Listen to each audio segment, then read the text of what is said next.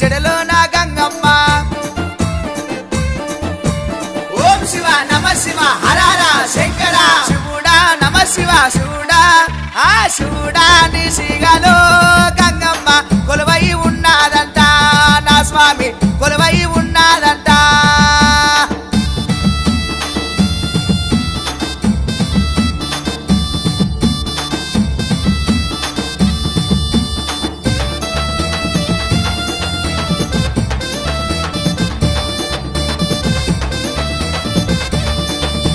Srisailam కొండల్లా Shivaneela కంఠుడవు